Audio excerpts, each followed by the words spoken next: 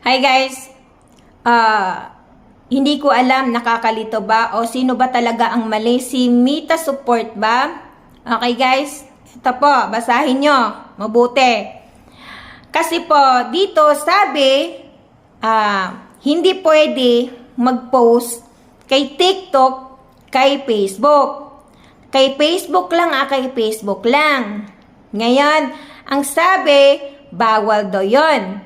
Ngayon, ito naman isa, ang sabi, pwede raw mag-post kay TikTok, pwede dalhin si TikTok dun sa Facebook.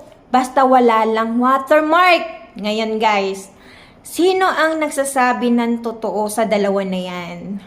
Pero para sa akin kasi, nakikita ko naman na marami naman nagpo-post na yung galing sa TikTok, dinadala niya dyan sa kay Facebook. Wala naman nangyayari, di ba? So, bakit guys nagiging ganon? Kasi minsan daw, dyan daw nakakakuha ng mga violation. So guys, wag nyo akong ibasa. Ito po ay, nakita nyo naman, ito po ang reply ni Lolo Mets sa Mita Support po. Yan po ang sinabi niya. Bawal mag-post ng TikTok sa Facebook. Ito naman isa, pwede naman daw mag-post ang TikTok dito sa Facebook. Wala lang watermark. O, diba? So, para sa akin, guys, sino pong mali dun sa kanilang dalawa? Tapos ngayon, guys, marami naman ako nakikita na galing sa TikTok, pinupost naman nila sa Facebook. O, diba? So, ano ang masama doon? Diba? So, sinong mali? Oh, sinong mali doon? Kay si Mita Support ba? Tingnan mo, dalawa ang nag-reply. Ang nag-reply nag-reply na pwede mag-post ng TikTok sa Facebook, wala lang watermark. Dito naman sa isa, hindi pwede mag-post ang TikTok sa Facebook.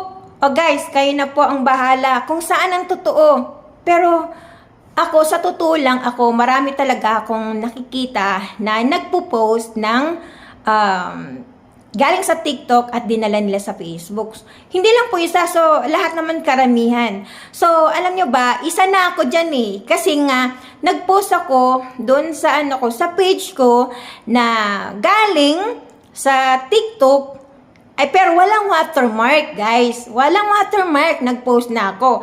So, wala naman nangyari dun sa page ko na nanggaling, pero matagal na yun eh.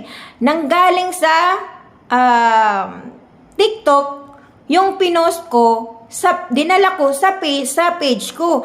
Pero, nung dinala ko sa page ko yun, wala pong watermark. Ngayon, itong sabi, totoo nga naman. Saan ba dito ang totoo? Kasi itong isa na to, sabi, pwede raw mag-post ng galing sa TikTok, wala lang watermark, dalhin sa Facebook. Yes, nangyari po to. Ito, isa dito, itong reply na to is, nagawa ko po to. Nag-post ako sa page ko, galing sa TikTok, dalawa yata, tatlo, walang watermark. Yun po yun. Pero guys, kayo na po ang mag-ano dyan, kung saan talagang totoo sa dalawa na to. Eto sa baba, eto sa taas. Basahin nyo na lang guys para maniwala kayo. Saan dito sa dalawa ang nagsasabi ng totoo? Guys, etong blue na reply or yung isa. Guys, ngayon sabihin nyo kung sino talagang nagsabi ng totoo para maliwanagan din kayo.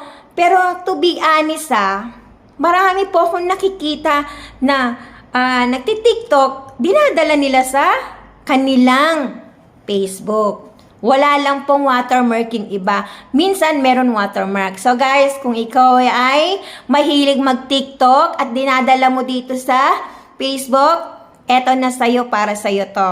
Pakibasa mo na lang. Kung hindi ka maniwala, mag-message ka na rin kay Lolo Mets sa Mita Support